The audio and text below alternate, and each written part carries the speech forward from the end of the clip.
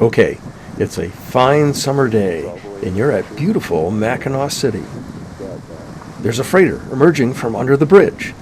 You rush to get your video camera and tripod set up, and just as you get it right, some doofus steps in front of it and says, Hi everybody, Wes Olszewski here, and today's video is going to be about the Great Republic.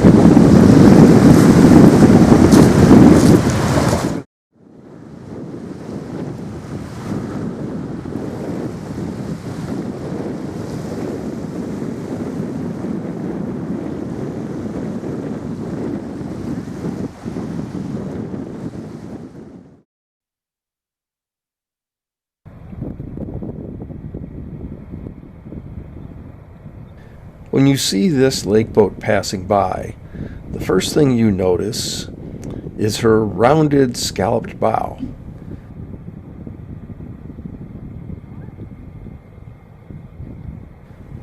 Then you see her hatches passing by.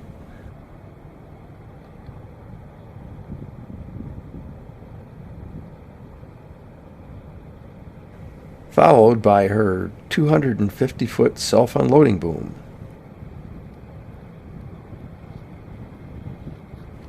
You can't even hear her two General Motors electromotive diesel engines as they purr, producing 7,200 horsepower, and they push her along.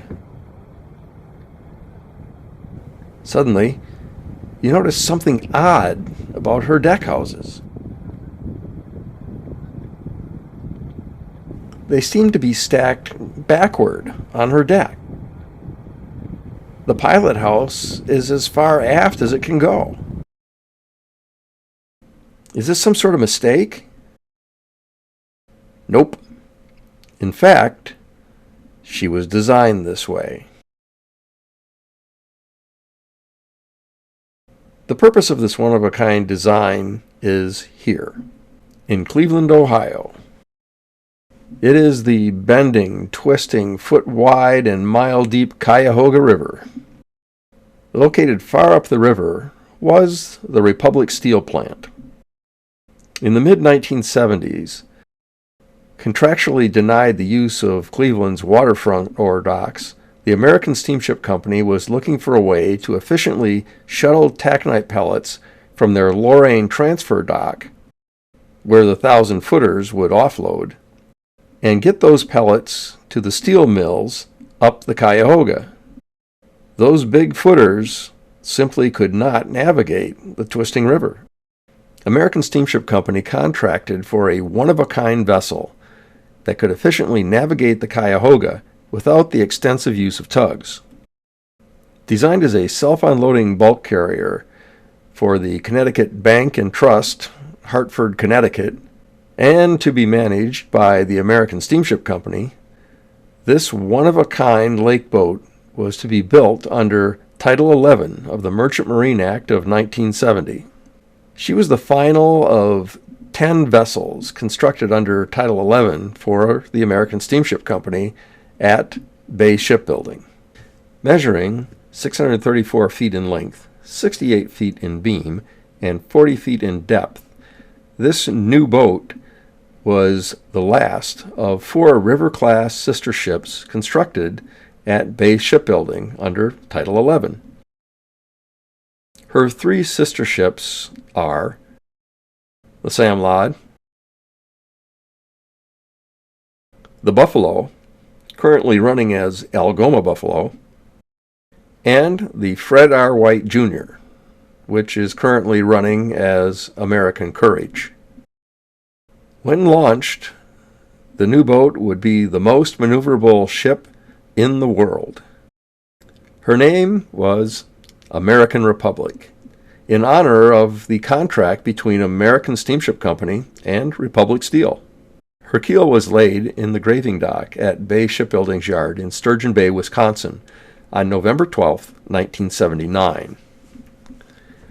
The hull was later floated from the dry dock on July 14, 1980. Her sea trials were conducted on Green Bay during April 8th through the 10th, 1981. Further trials, however, were conducted on May 4th and May 11th, and finally May 18th of 1981. Her maiden trip took place 3 days later, on May 21st, 1981.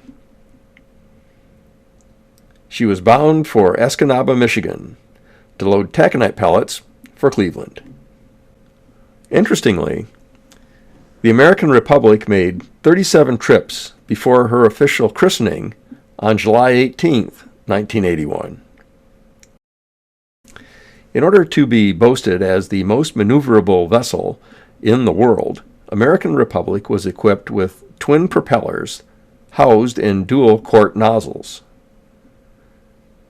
She also has 2 flanking rudders and 2 aft rudders for each propeller, plus both bow and stern thrusters. Her pilot house and accommodations are stacked backwards so that the pilot house will be as far aft as possible for the best viewing when backing along the rivers, such as the Cuyahoga and Saginaw. In the pilot house itself, there are 4 control stations with 360 degrees of vision from all the windows. When doing the shuttles up the Cuyahoga River, she was capable of carrying around 20,000 tons. Her maximum cargo on the open lake is about 24,000 tons. American Steamship's management contract for the American Republic came to an end in the beginning of 2011. On June 2nd, 2011, the vessel was picked up by Great Lakes Fleet and renamed Great Republic. She didn't appear in their colors until 2014, however. As the steel industry collapsed in the 1980s, the Great Republic's role changed from short taconite shuttle to hauling all sorts of bulk cargo such as stone, coal, and iron ore on the open lake. Thus, unlike many of the lake boats that you see in my videos, you can actually go yourself and see the Great Republic sailing across the lakes during the shipping season. Only now, you know a lot more about this one-of-a-kind laker as she passes by.